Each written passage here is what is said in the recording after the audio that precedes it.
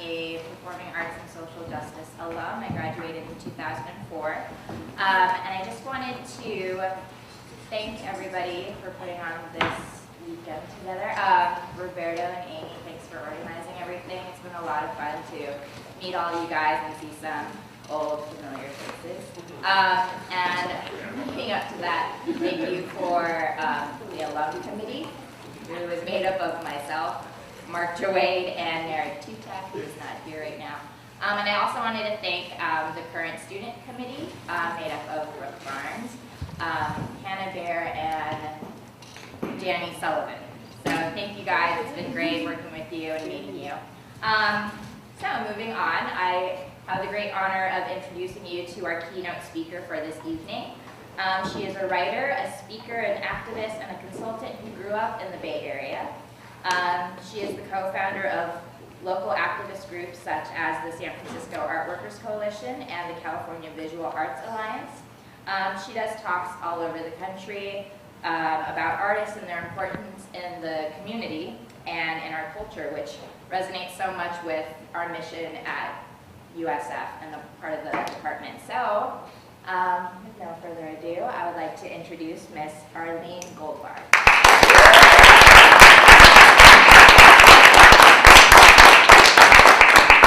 Thanks so much. Those organizations that Jen mentioned, they all died before most of you were born, so that shows that there's some kind of continuity in this world of activism. I want to thank Amy so much for inviting me to be here, and Roberto, and the department. I'm going to talk to you for about 3/4 of an hour, and then we have a little chunk of time for discussions, arguments, whatever you want. Earlier this week, I met with a group of artist activists who work with digital stories. Digital stories are brief audio-visual narratives crafted from still and moving images, spoken words, and music. They often focus on life-changing experiences like being a foster child or growing up on a reservation or facing the loss of a home. Mostly, people watch them on a computer as QuickTime movies or YouTube clips. They help people frame and integrate their own experiences, allowing them to be shared, to become part of the stream of life instead of black holes or blockages in the author's life force. These artists were eloquent in describing the purposes of their work, to create relationship, to enable consolation, to claim an individual voice and vision, and much, much more. When we pause to reflect on their impressive list of driving purposes, a wistful voice sounded. "That's all true," one of them said, "but I just tell people I teach video editing. That they can understand." I've been obsessed lately by the way our actions and experiences take on completely different meanings depending on how we name them, on how we shape the story. Imagine yourself standing at a kitchen counter, chopping vegetables for dinner. First, imagine that the meal you're creating is for a person you adore. As you chop, you anticipate the delight you will feel when your food makes that person smile and say, "Delicious." It's a nice image, huh? Now, imagine you're on KP duty in the dining hall of a state penitentiary, and the food is going to be tasteless, hastily consumed, not much different from the last meal or the next for a dozen years to come. Same actions, different story, not so nice. Yet many people choose to put themselves in situations very like the latter and find a way to feel as if they were experiencing the former. If you worked as a vegetable chopper in a refugee camp or a field hospital, and as you chopped, you saw yourself extending love in the form of food to people whose lives might be lifted out of misery by that small gesture, then you might not be daunted by the mud and blood and chaos surrounding you. I've come here today carrying 4 messages. The first is that the way we shape our stories shapes our lives. The second is that our society has become disconnected from our deepest truths. The third is that the chief challenge facing those aligned with freedom, justice, and love in a society that denies these things their rightful value is to remember who we are. And the fourth is that artists can play powerful catalytic roles in enacting these truths and thus helping to heal the world. So I invite you to let my words in for the next 40 minutes or so. If you have questions or disagreements, just jot them down and we'll talk at the end. As we live them, our lives are just a string of incidents. I was born here, then I moved there. I liked straying carrots, but now it's pizza. I played with Barbie dolls or Tonka trucks. I had the measles. I had a birthday. I got a job. I lost a job. I fell in love. I fell out again.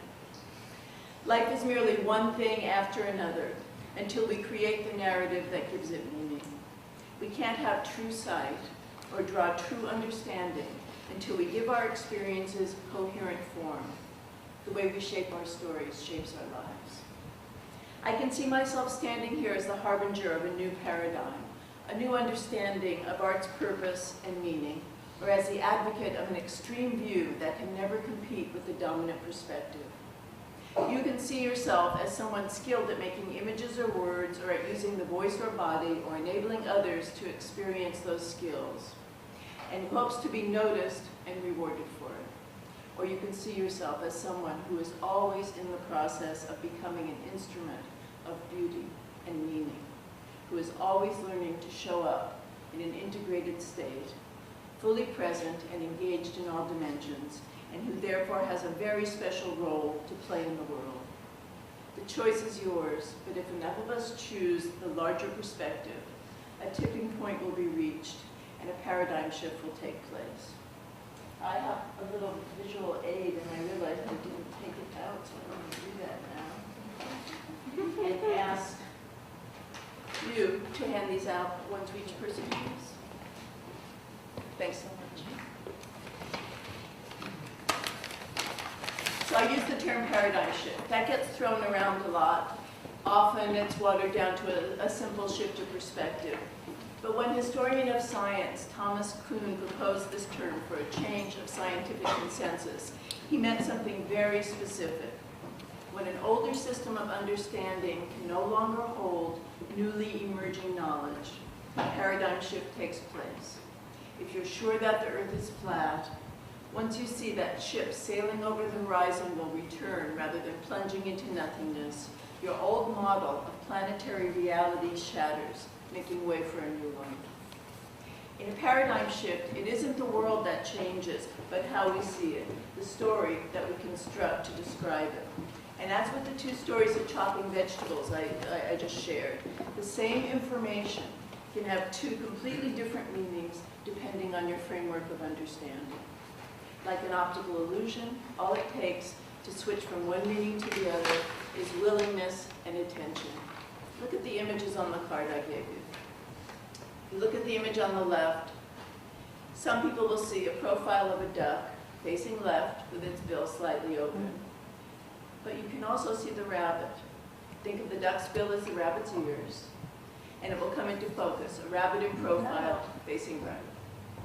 Gazing at the figure on the right, I'm sure you've seen it many times before, you'll be able to switch between a white vase centered on a black ground or two human profiles in silhouette against a white ground. Kuhn himself used optical illusions to convey the essence of paradigm shift, because this is exactly how people's ideas about the world change. Every significant social change of the last century has been actualized by a simple shift in perspective. The civil rights movements of the 60s were triggered by people realizing that their minds had been colonized by what the great educator Paulo Freire called internalization of the oppressor. In this phenomenon, we come to adopt views that serve those more powerful than ourselves, even though they may be completely antithetical to our own interests. For example, at the beginning of the Black Liberation Movement, an anonymous organizer uttered the phrase, "Black is beautiful." That triggered something like a cascade of dominoes in which centuries of oppressive, internalized self-images were recalibrated to a new reality. The way we shape our stories shapes our lives. Rabbi Nachman of Bratslav was an 18th century Jewish teacher whose wisdom stories still seem very fresh today. I want to tell you a particularly rich one, the tale of the tainted grain. A king once told his prime minister, who was also his good friend, "I see in the stars that everyone who eats from this year's grain harvest is going to go mad. What do you think we should do?" The prime minister suggested that they should put aside a stock of good grain so they would not have to eat from the tainted grain. "But it will be impossible to set aside enough good grain for everyone," the king objected. "And if we put away stock for just the two of us, we'll be the only ones who will be sane, everyone else will be mad, and they will look at us and think that we are the mad ones. No, we too will have to eat from this year's grain, but we will both put a sign on our heads. I will look at your forehead, and you will look at mine, and when we see the sign, at least will we remember that we are mad."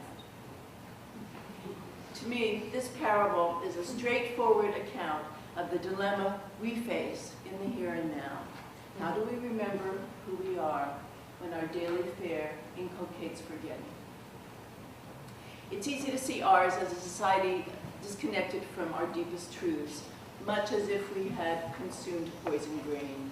This past week, President Obama released his birth certificate in an effort to discredit the far-right claim that he was not born on U.S. soil and is therefore not qualified to serve as president.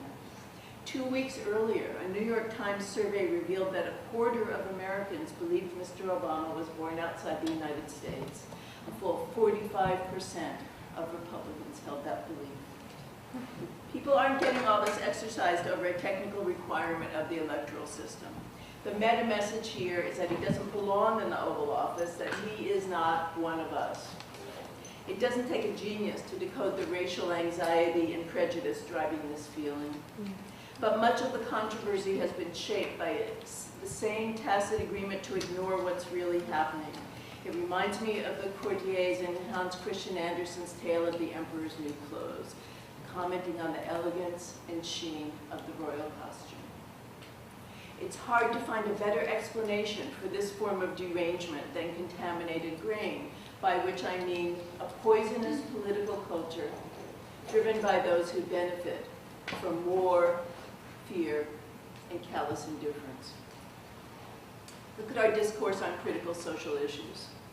Every one of us knows from our own direct experience that the best education is lovingly tailored to cultivate each child's unique capacities.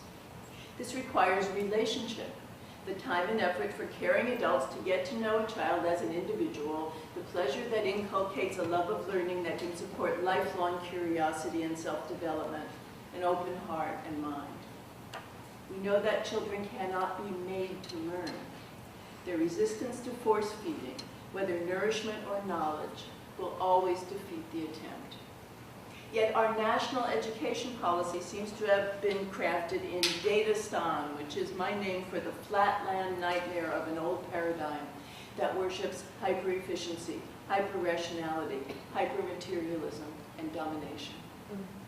In Datastan, deep knowing is devalued in favor of a fascination with numbers that amounts to brain damage. It is shaped by the scientism that was one of the most bizarrely reductive features of 20th century culture. Scientism isn't science. It means taking methods and ways of thinking that work very well in the physical sciences and misapplying them to highly complex human endeavors where they don't work at all. If you can arrive at a solid truth about the behavior of minerals or gases by measuring them, that way of thinking says, you should also be able to reduce social systems or circumstances to quantitative data, and this should enable you to understand and control them with equal success.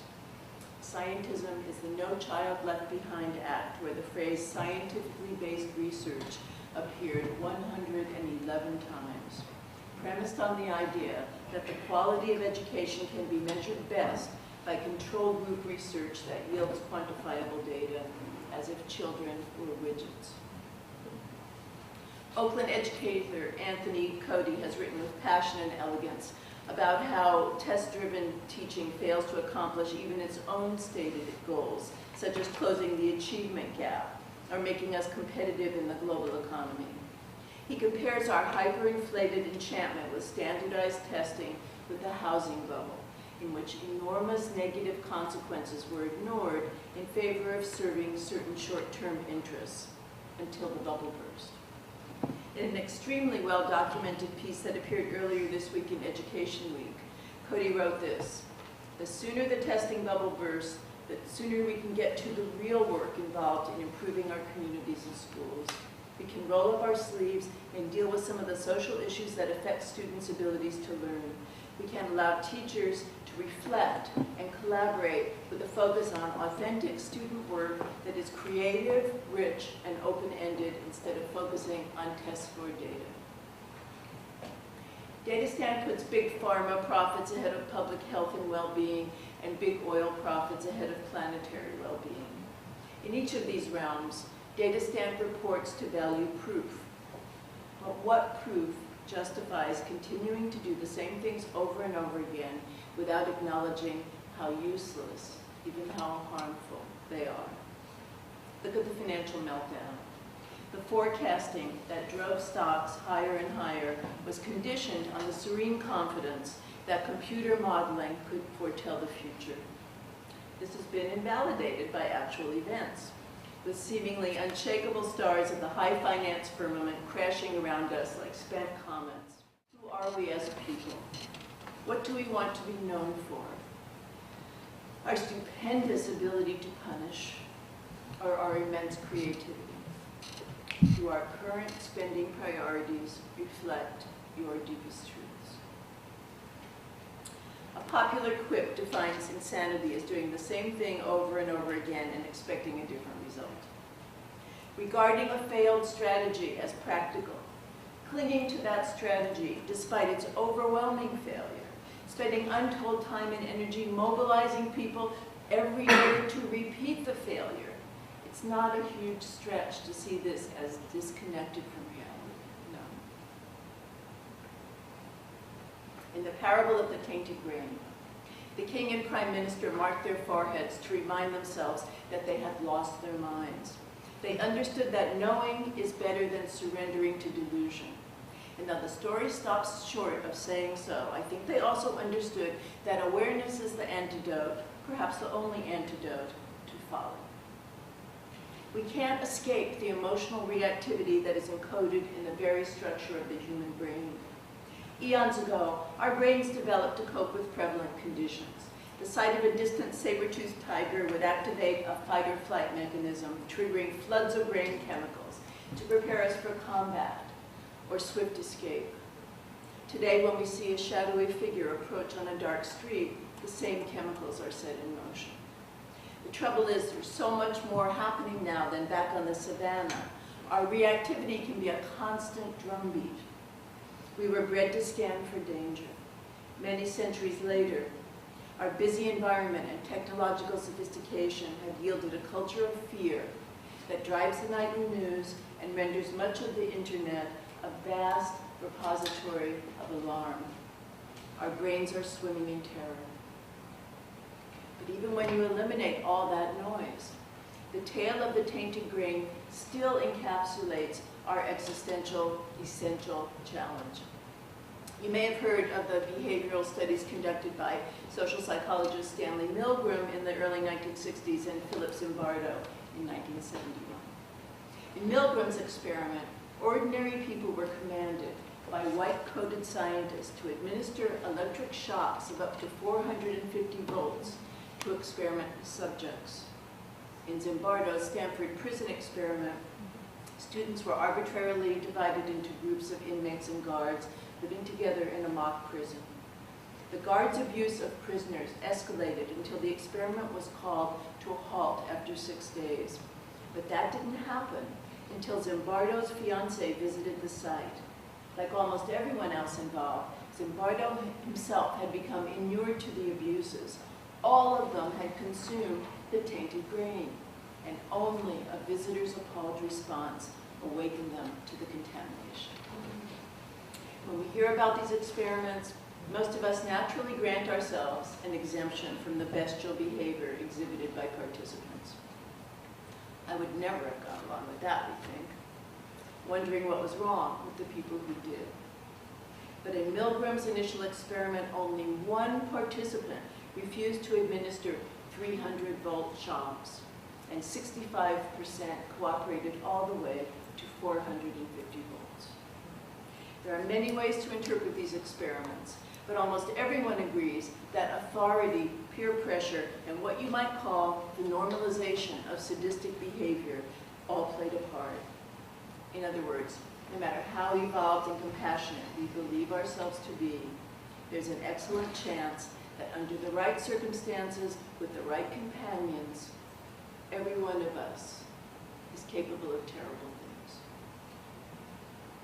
But the very same brains that lead us down these dangerous paths hold the possibility of redemption. Neuroscientists have found mirror neurons in the human brain. When we observe someone else or imagine ourselves experiencing a feeling or performing an action, these nerve cells are activated very much as if we had performed the same actions with our own bodies. When we sit in a theater, opening our hearts and minds to stories very different from our own, our mirror neurons are activated. They are essential to empathy, helping us understand other people's perceptions, actions, and feelings.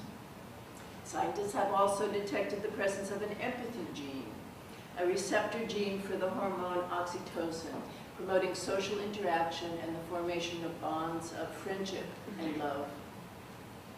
But while the ability to feel empathy is hardwired into our brains along with the fight or flight reaction, empathy does not automatically infuse our life choices any more than possessing the physical equipment for dancing or singing means we will actually do either.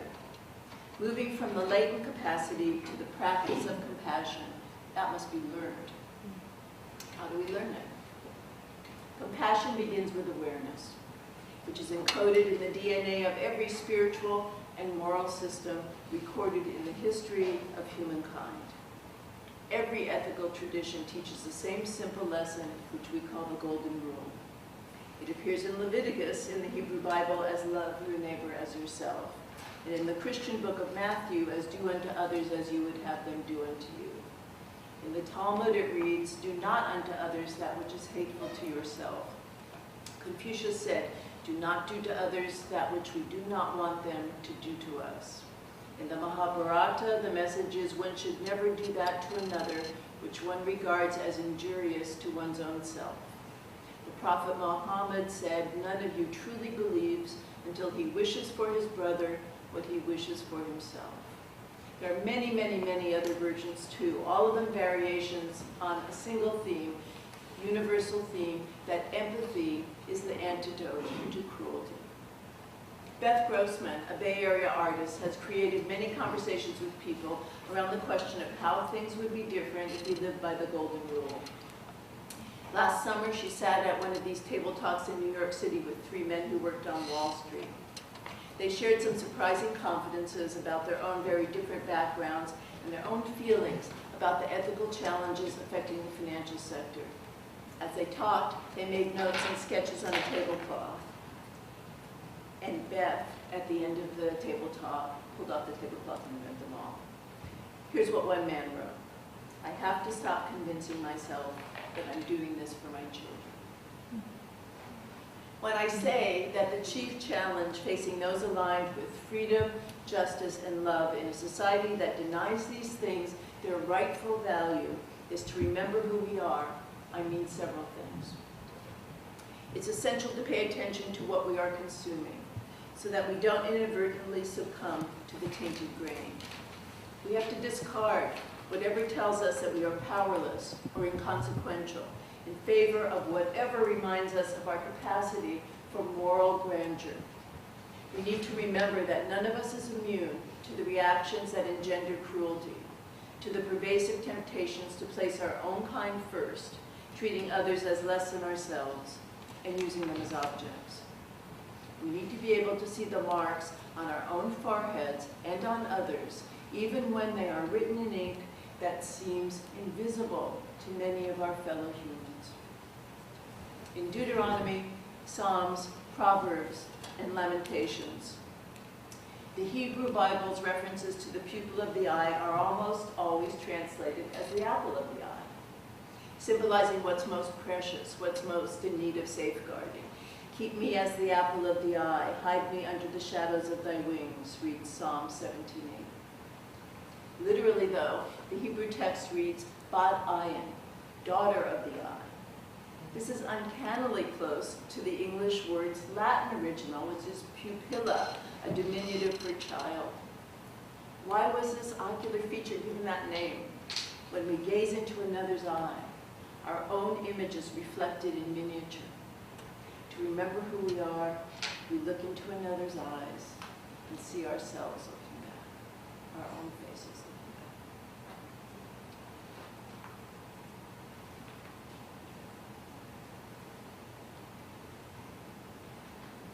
To help explain how I know that artists can play especially powerful catalytic roles in healing the world, I want to ask you all to consider your own journeys. Whether your work is to make art, or to create the containers and pathways for others to experience art, think for a moment about what set you on your path. Perhaps you were taken to the theater as a child, and when the lights went down, you were transported to a new and powerfully affecting world. Perhaps you created sounds with your own voice or instrument, bringing your whole being into absolute congruence. Perhaps you made your mark with pen or brush and discovered the ability to create worlds. Perhaps moving your body showed you the possibility of speaking volumes without uttering a word. Everyone's story is different. Maybe you grew up coddled by a perfectly supportive family. Maybe everyone made music together on Sunday evenings and all your crayon drawings wound up on the refrigerator, paving a path of self-expression that has shaped your life ever since. Or you may fit the more typical artist profile, like me. You felt unseen, unmet, and out of place, and as artists have done for centuries, you converted the energy of that alienation into a lifelong desire to see more, to feel more, to understand more. I'm pretty sure I'm not the only person in this room who can say that my young life was saved by art. But regardless of our individual stories, our choices reveal an awakening that must be characterized in spiritual terms as an encounter with the ineffable, with something that can never be adequately expressed, but which ignites an eternal flame in our hearts, the desire to keep trying with everything in our power. You and I may not know each other personally, but we all belong to the fellowship of those who have experienced the majesty of human creativity and who know through lived experience that art is the secret of survival, the wellspring of sustainability. To have been granted the gifts of expression, communication, and imagination is a sacred trust, one that, like love, has meaning only when you share it. We know this in a deeply personal way in our own bodies, hearts, minds, and spirits, but the knowledge is being corroborated in many, many ways. Evolutionary scientists tell us that artistic creativity was central to human development during the Pleistocene era. Humans learned to create beauty in many forms, inventing storytelling as a way to share experience and solve problems. These capacities were favored traits for sexual selection. When seeking mates, our earliest ancestors valued innovation, dexterity, grace, and other forms of skillfulness associated with art.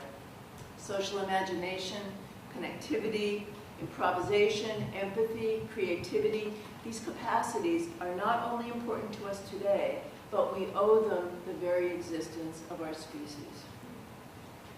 In the biological sciences, brain development researchers like Antonio and Hannah Damasio have pointed to art's value in generating a moral sense.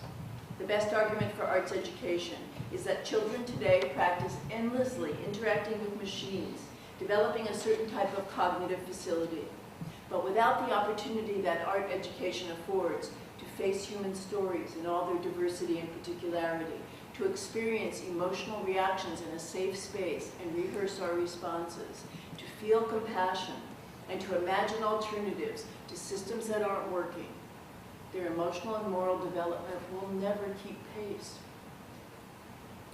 Harvard neuroscientist Dr. Gottfried Schlau has shown that brain-damaged individuals can regain the power of speech through singing, and there is a growing body of research demonstrating other healing powers of art. In politics, the work of cognitive linguists has been revising our picture of how the mind works. It turns out that instead of operating like calculating machines, we use what George Lakoff calls real reason. People make decisions about the important things in life, including politics, through story, metaphor, physical sensation, and emotion. Again, by using the embodied, emotional, intellectual, and spiritual vocabulary of art, along with logical calculation. In education, despite cut after cut in arts education, nearly every study mirrors the conclusions reached by the Partnership for 21st Century Skills that, quote, students' capacity to create and express themselves through the arts is one of the central qualities that makes them human, as well as a basis for success in the 21st century. The partnership highlights a slew of strengths that can best be taught through arts education, including critical thinking and problem solving, communication, collaboration, creativity, innovation, flexibility and adaptability, initiative and self-direction, social and cross-cultural skills, leadership, responsibility, many, many more. But beyond these specific capacities, there is a profound truth of our changing world. Students today are preparing for jobs and social roles that haven't even been imagined yet. They can't be trained in the narrow sense for jobs that do not yet exist. But they can learn essential creative skills and capacities, and that learning can equip them to respond to emerging challenges and opportunities wherever they may be. You know, the writer Daniel Pink, he says the MFA is the new MBA. Knowing this, it is even more horrifying that the decline of arts education has been felt most severely in communities of color. A recent NEA study reports this. The decline in the rate of childhood arts education among white children is relatively insignificant from 1982 to 2008, just 5%, while the declines in the rate among African American and Hispanic children are quite substantial, 49% for African American and 40% for Hispanic children. These statistics support the conclusion that almost the entire decline in childhood arts education between the 1982 and 2008 studies, this is a periodic study that the NEA does, was absorbed by African American and Hispanic children. In business, the core strengths of artists and activists are precisely what is needed to navigate a world in constant flux. In IBM's most recent biennial CEO study, Capitalizing on Complexity, interviews with more than 1,500 CEOs and managers from around the world revealed that, quote, the single most important leadership competency needed to navigate an environment of escalating complexity was creativity, manifested through engagement with the full range of stakeholders. Yet I need only mention two letters, BP, to ask what blocks this type of creativity in the corporate sector. Many individuals who rise to corporate power possess formidable drive, talent, and energy.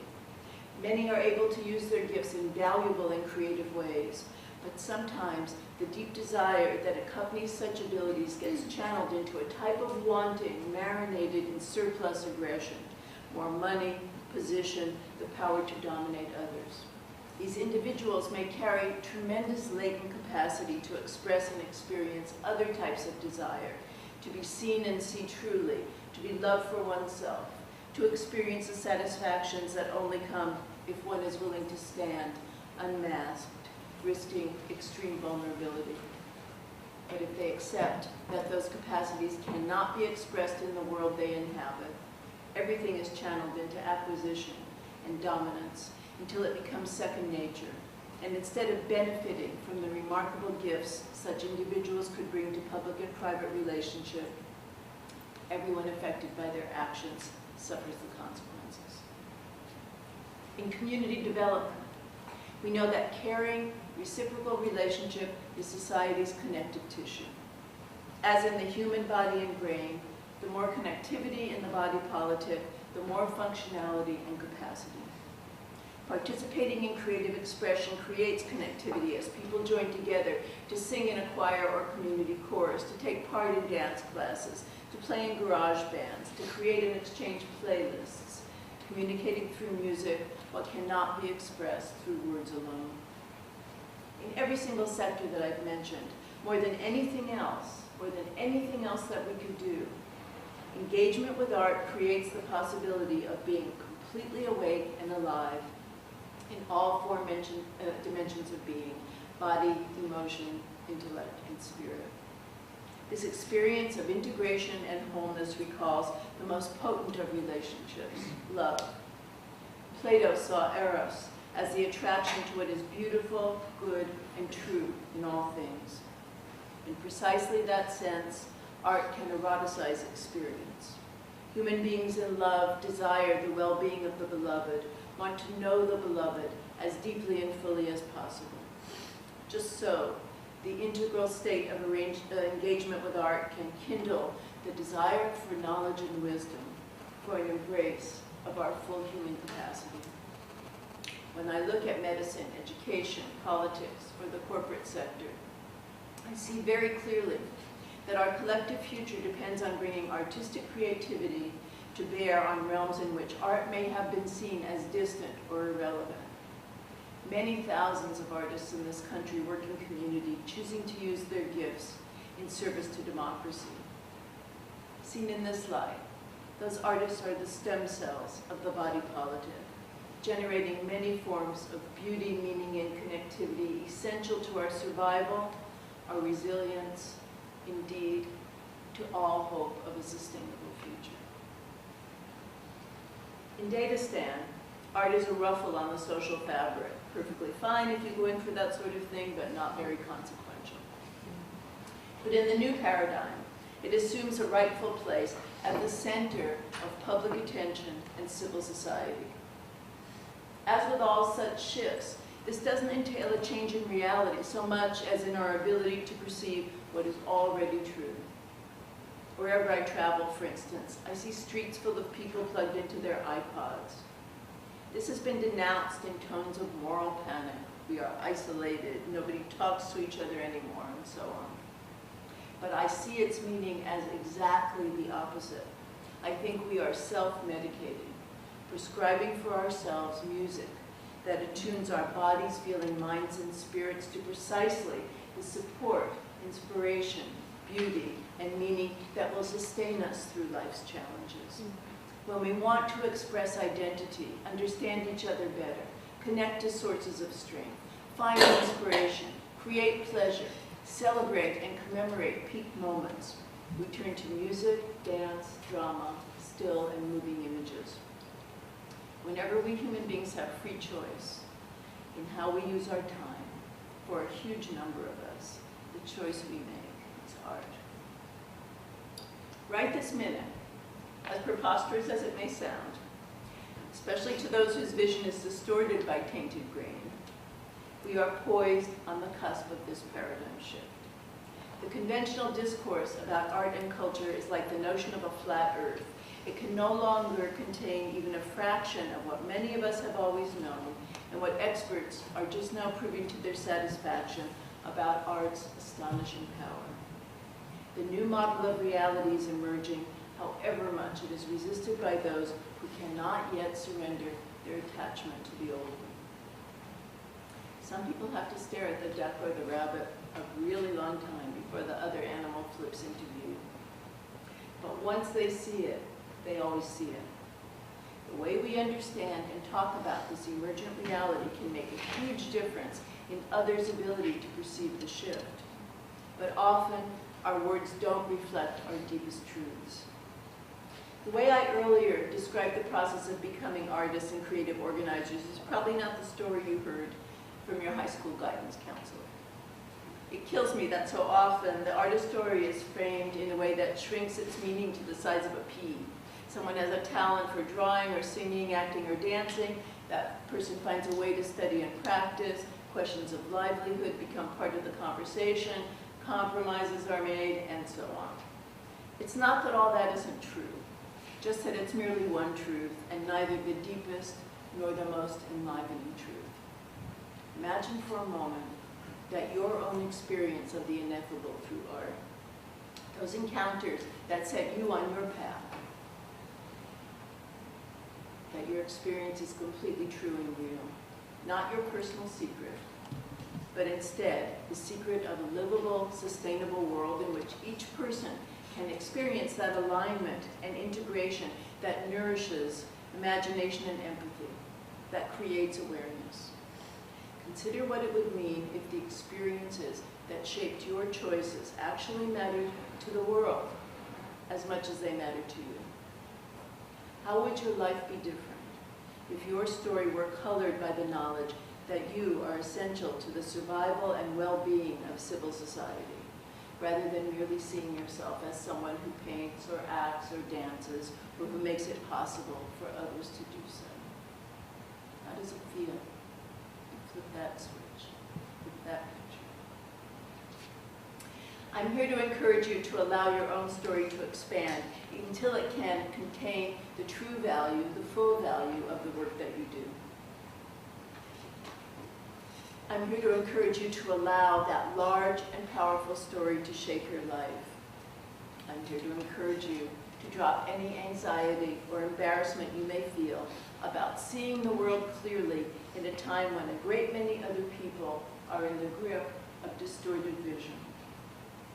I invite you to taste the delicious relief of stepping into a way of understanding and speaking about art's transformative power that is fully commensurate with seeing the world truly.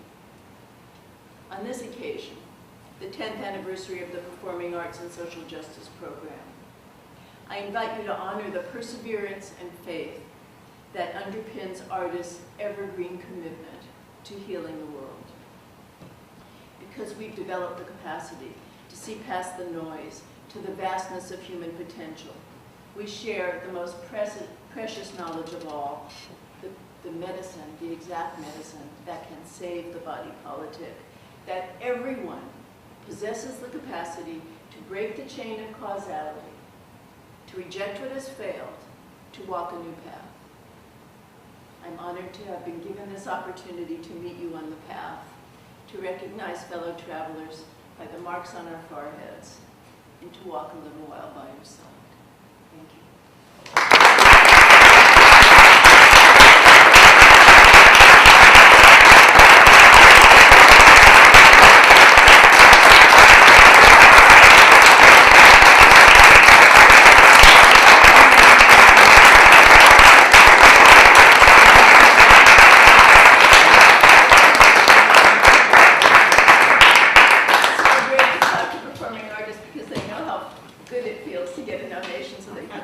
Kind of wonderful, thank you. I'm very, very happy to answer questions, discuss things that might have bothered you in what I said, talk about other stuff. We have 20 minutes. I'd really like to talk about how the framing of how you not necessarily came to be, but that idea and how you've taken this message forward and the responses from different artists. It's a very, very powerful message. And what's come of it that you see? Well, you know how, I think a lot of artists feel this same way about their work, that it's like you're a violin, you can play violin music. So I've been singing this song for a really long time. People seem to be listening a little bit now, which is really cool for me. You know, I think partly maybe it's just the bad economic news has galvanized people's attention a little bit, because it's so clear that the old way is a failure. You know, there's the truth of what we know about the world from the way we live it, and then there's sort of the cover story, and the distance between them is so huge now that almost everybody can see into the gap. So, you know, for my personal livelihood, this is a good thing. They're getting a lot more speaking gigs and writing gigs and stuff like that. But I think, I'm not just saying I'm not just saying it's a paradigm shift. I didn't just happen on a clever thing to say there. I actually think it's true. I think it's, you know, there's a philosopher, Ken Wilber, who's written a lot about paradigm shift, and he says that there's certain characteristics to when a paradigm shift actually happens. One of them, he says, is more depth, less span. In other words, there's a leading wedge into any kind of change of our understanding of the world like that. And at the beginning, the people who really get it, there won't be that many of them, but they'll get it very deeply, and then the knowledge will spread. I see that happening. I see artists as the leading edge of the wedge right now. He says that any new paradigm subsumes and transcends the old paradigm. So in other words, it isn't like you discard your entire reality and you put on a completely new one like a new suit of clothes. It's that what's valuable to carry forward, you carry forward. And what you don't need anymore, what's holding you back, you leave behind. And the new stuff goes into something larger.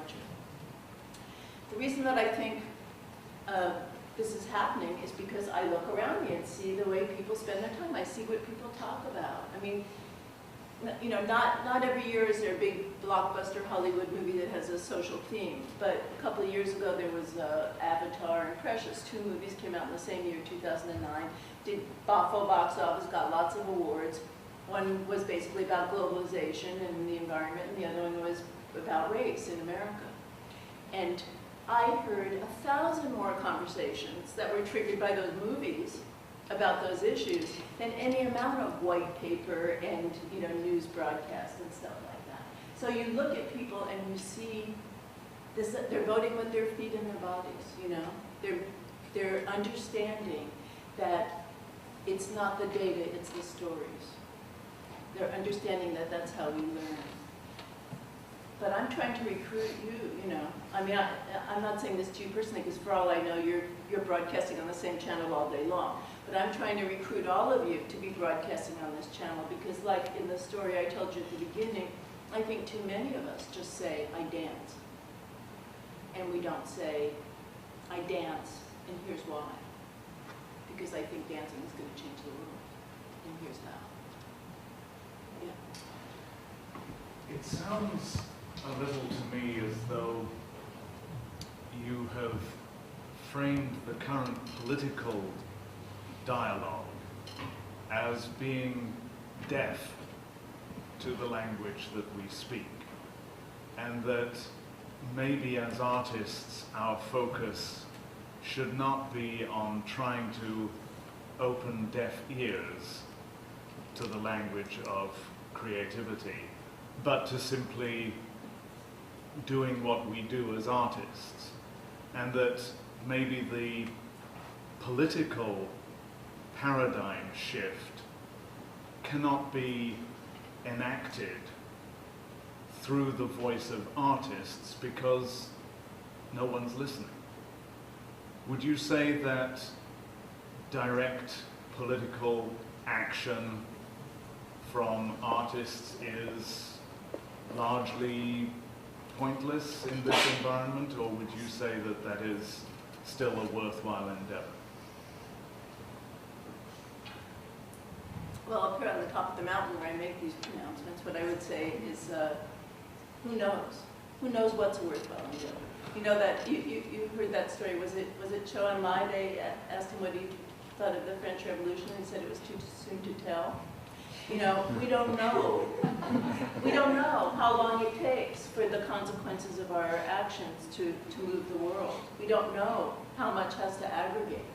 None of us can ever know.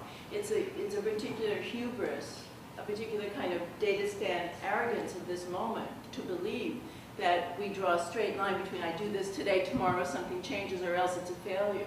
You know, I think we're making those judgments way, way, way too soon. What I would say to every person, I mean, this is my, you know, so this is my philosophy, I'm projecting it onto you and the whole rest of the world, is do what gives you pleasure. Do what has meaning for you. Do what you can, what makes you feel like getting up and doing it again. A lot of how change happens is people want to experience an integrated human being. They want to talk to someone where there's no distance between the public and private person. They want to have the experience in their life, children especially, but I think everybody, of someone who's not wearing a mask. And to show up in the encounter with a person like that, that changes people right there. You know, just being that person for yourself can be a life-changing experience for everyone that you encounter. I'm just not in a position to judge. You know, personally, I don't go to street demonstrations anymore. It's not my thing. I think I'm effective in another way. But who knows? The one thing I know is that I just feel, you know, I can't maybe prove this by some external formula, but I know I'm doing what I'm supposed to be doing by how it feels. And I think if all of us are able to say that, and of course everyone in the room is totally able to say that, and even those VP executives have the opportunity to step off the chain of causality and say that. That's social transformation right there, like a pebble dropping in a pond, the circles go out to the end of the horizon. So I don't want to judge what form of action. I want to say, let's let 1,000 flowers bloom. They just keep blooming. Yeah. Thank you very much. It was a very poetically phrased talk, and the content was very rich, so I thank you for that. I'd like to ask you maybe to address a specific arena that you didn't, and that is in the academy. In universities right now, there's a crisis of huge proportions of a plummeting number of students who are declaring majors in the humanities and the arts, or even taking classes in them. And the NEH is sounding that, the sort of hue and cry of that. Where do you see that fitting in? You speak about a paradigm shift, a sort of tipping point. Does that fit into that vision you have, or how would you begin to address and explain that? Well, I mean, how I can explain it is how you can explain it, which is more and more people are going to things where they think they have a better chance of making a living, and often there's parental pressure and so forth. I think that's pretty much of a straight line. But the meaning of it, that's a different question. So for me, there's several issues come into this. One is that in the nonprofit arts world and in the arts worlds that tend to be the formative worlds of the traditional academic arts disciplines, the painting program, the theater program, and so on. There's a carryover of an intense snobbery about other forms of artistic production, distribution, relationship, and so forth, especially the commercial world. So, for example, people talk all the time, not only in academia, but academia, a lot of this happens about the arts. And what they mean is not Hollywood, not all the music that everybody's listening to all the time, not all the stuff that is occupying most of the space and money and so forth, but this what we might call the subsidized arts. And when there's that identification with something that's widely perceived as elite, that pretty much takes place, you know, between marble pillars in front of red velvet curtains, then you're definitely going to keep paring away people who don't identify in that way and don't see themselves as belonging in that kind of a milieu. So the first thing that I would prescribe to reverse that trend would be to understand the entire cultural landscape as an ecology, and everything from what we see as amateur participation, you know, my singing in the church choir, doing quilting, whatever, on up to Hollywood mega blockbusters, and all the work that most of us are participating in and talk about as part of the same landscape, and begin to look at it in a different way as to how elements of that ecology can feed on and support each other, and just rid ourselves of that snobbery, which is really damaging. Because, for example, the broadcast departments, multimedia departments, all those things, their enrollment isn't going down. What's going down is the traditional arts disciplines, and why they're disconnected from those other departments, given the way cultural production works right now is kind of a question for me. I don't really get it. But the other thing I would say is, you know, I speak on campuses. I mean, not only, but that's probably the largest proportion of the talking that I do. And over again, what happens is that I get into these programs where and I know this isn't true right here for this program, but most often in the straight up traditional arts discipline programs, people are being prepared for a life that doesn't actually exist for them. So everybody's in the painting department is going to get a Madison Avenue gallery and have one person shown in a museum, and everybody who's in the dance department is going to be a prima ballerina, and everybody in the theater department is going to be on Broadway or in a major repertory theater or whatever. And of course, the true story of most of the people who are being prepared for that future is their waitresses and waiters, and there's clerks in shops, and they tend bar, and after a while they do something else. Maybe they find a way to connect to teaching, and they teach eventually. Maybe they just don't do their art anymore. That's the most common story. So if those departments are preparing people for a future that doesn't actually exist, then what we can say, if you just like flip that head around to the side a little bit, is that they're derelict in their duty because they're not preparing people for a future that's livable.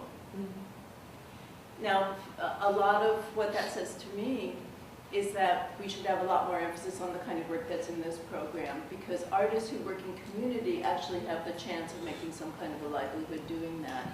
And the work they do is very necessary and valuable, even though it might not have been assigned its true value at the moment. The potential is obviously there. Anybody who doesn't have a stake in cutting the public budget, for example, in order to have more for military and prisons, can see it's way better to have somebody in a hospice helping people tell their stories and telling their stories with them than it's to park people in a hospice. And that's true for every social institution and every social environment. So how do we open awareness to the really huge public interest job potential that exists in the arts, and how do these programs train people to do that work? That's something I'd like to see happen. I wrote a report a few years ago that was published by Imagining America. It's called, if you go, I think it's a curriculumproject.net, but you know what, if you go to my website, which is on that little card I gave you, and you go to the tab for writing, you'll see a link to it. And it was a study of how people are being trained to do different kinds of community-based work in American higher education, and recommendations about how that could change. And that, I think, has a lot of relevant material to it. I'm assuming that this is not specially written for the anniversary today, or was it? Well, what I do, I mean, yes, but parts of it were taken from other things that I'd written. But well, I had just seen on your website the same image, and so I. Oh, I use the image a lot. But so then, with that in mind, how did you decide to share this piece of your work with us? And I know you have multiple, but why this particular one with students? Well, I talked to Amy about what would be good. And some of the things that she said to me were conveying a feeling of the larger meaning of the work, the arts work. Conveying a sense of community and connection among people who have many different roles to play in that sphere, because there would be faculty and students and alumni here today.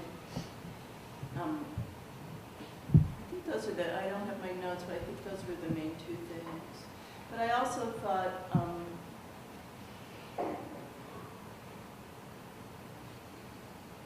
what do I want to say to you? You know, what do I want to say to people who, because so much of the focus is the bridge between study and practice. What do I want to say to people who are on the bridge or shortly to be on the bridge? And for me, the story of the tainted grain came immediately, and I haven't used that before, but it came immediately into my mind because that's how I feel right now. You know, our world feels particularly crazy, and I feel like I have to constantly remind myself it's not me, because I'm pretty sure I'm not crazy. And I think that, and I'm old, so it's easier for me to do that, but you know, if I were young, I think it would be really hard to remember that, because you're susceptible to what other people tell you, you're inclined to believe them, you know. If you don't believe them, you might feel unmoored in the world. So I thought if there was one thing I could say to you that would really be useful, it would be to say, no, you're right, it's crazy right now, and you don't have to be crazy.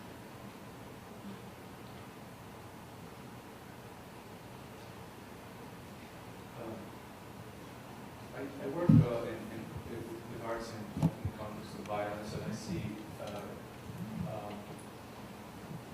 violence often taking the shape of what you describe as interrupting the narrative that gives meaning to our lives. And it takes different violence taking different forms, often can result also in the same. All of a sudden, our story that gave meaning to our lives is interrupted. And I see the power of the arts in mending that fabric, reconnecting. But I'm also mindful that, so in that stand, they use also the power of narrative to inflict the violence. That there is a story that a CEO tells the Tea Party anarchist guy to make them fight for the crumbs of that. So there's a story behind it too. And I wonder if you could reflect on that. If a level of what we do is articulating a counter narrative, and if we should see beyond that too. Of course, we also hold a powerful narrative. But I don't know if you can reflect on that. Mm-hmm. Yeah, I mean, Jessica Robinson Love said in the last thing that all art either reinforces the dominant relations of power or criticizes them, and that seems absolutely true to me. I can't really see it otherwise. And I'm glad you asked me the question, Roberto, because I think sometimes people hear me as romanticizing artists as having innately, this special gift for truth-telling and so forth. And of course, Ronald Reagan was an artist. There's a lot of artists who are standing on the other side of the world struggle, so to speak. And yes, there's nothing intrinsically liberating about story. Story can oppress, story can liberate. So you're so right. It's necessary to have that awareness. What the worrying thing for all of us is that there's one story that's being blasted from the center to the margins all day long, over and over again at peak volume, and it's hard to disrupt that narrative. So what are the different ways that we can do that? And I think it's a very challenging question, because I meet artists all the time who are doing something inside a small corner of the art world that does tell a different story and take exception to the dominant story, but they're speaking only to themselves or to a few people just like them. And the challenge, which is how to send a story outside the closed room of your own associations, I think that's the one that we're all grappling with, and that's so hard.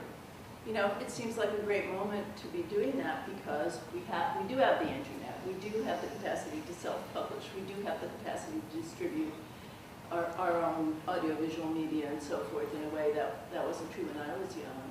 And I think the liberating potential of that, I mean, I'm not the first person to say it, I don't have to say much more than that it exists.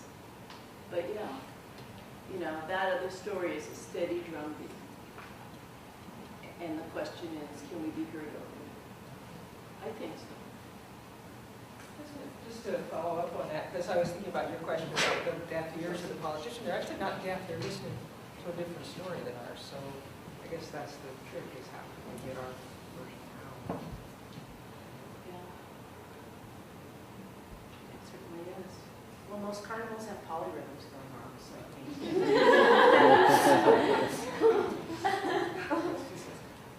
That's right. And that's one of the things that's changing. I mean, there's if you turn the clock back 50 years to now, in the large frame, you see that different rhythms, different senses of identity, different meanings of beauty, different meanings of possibility are emerging from just the liberation of oppressed people who were formerly colonial subjects around the planet. That's completely changed the conversation. Look at something like the music we listen to today compared to the music that was around when I was a teenager.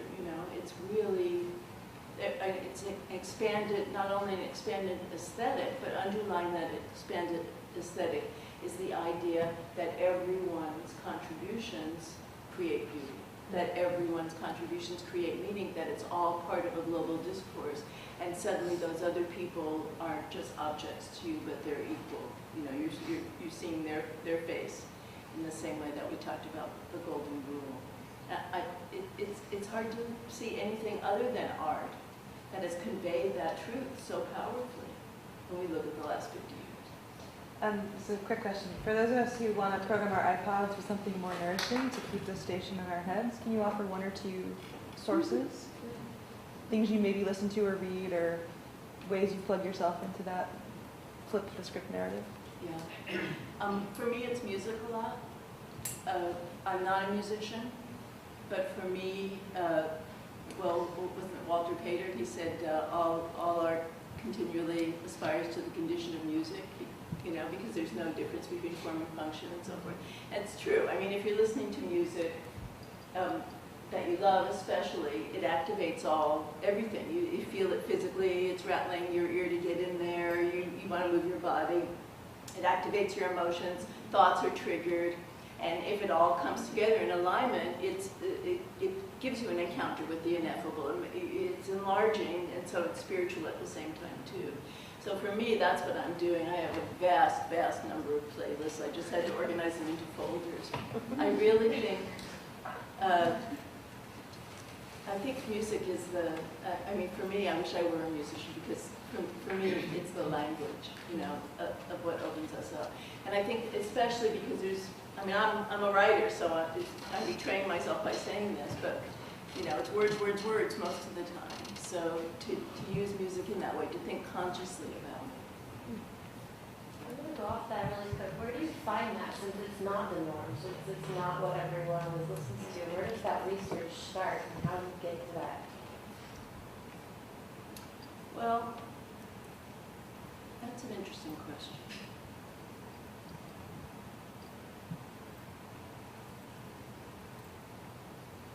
You know, the reason I'm having a hard time answering it is because of the gaps in our ages, right? So by the time I got an iPod, I'd already been listening to music for 50 years or something, you know? So I had a zillion, if I loaded it up with the music I already had, you know, I could listen till the end of time.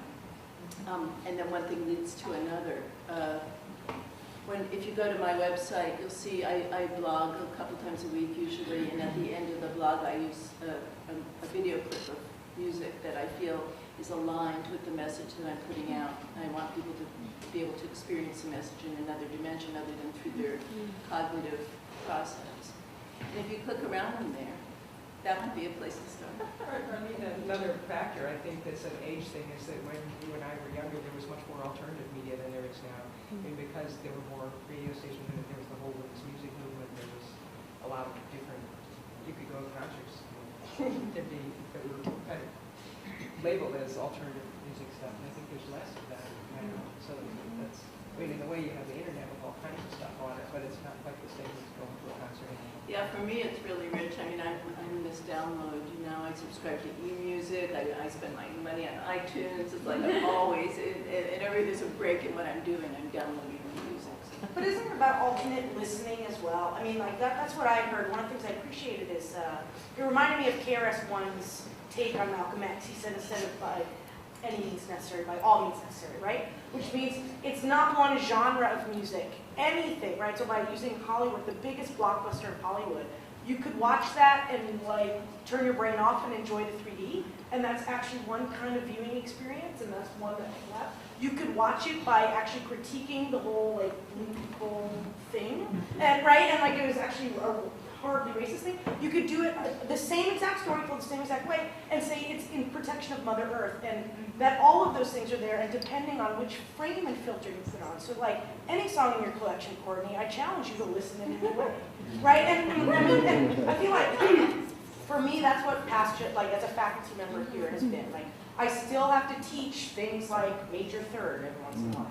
Like that's not going to change. So it's the filter that we put on it. Like that actually, most of the details of my classes are not going to be remembered by students 5 years ago. But hopefully the filter we have helped them practice for 4 years, that will live with. So it actually shouldn't matter what's in your iPod. Right? Or like you take the same thing and you do new dance to it, right? right? I mean, that's gonna be the other thing too, and it might change the meaning. Yeah. And that was one of the messages I got, and then Yeah. to Clive, I mean, the old argument, can you force a transformative experience? It depends if your listener's ready for it or not. Yeah. Right? I mean, like, so, but we can keep the door open and keep opening and pointing through it and put lights on it. And so when they're ready to come through, if we were not there, that would be the tragedy. Yeah. And for you as a teacher, I mean, for me, it's maybe not which filter as are you conveying to your students the capacity to keep making that switch and see all, for example, We'll see what my avatar, students say. see all the dimensions of that switch, you know. Yeah, right, but yeah, so I really appreciate that your talk pulled in as much about, you know, sometimes we do have to go back to hard number, like there are facts, there's quantitative data out there, but sometimes tell this same talk 3 years from now, right? And the specific movie or the song people listen to or might be a student's come could change, and that's actually what becomes exciting about it. Thank you. You're so welcome. You guys, I think I've used up all my time, so I want to thank you so much for having me.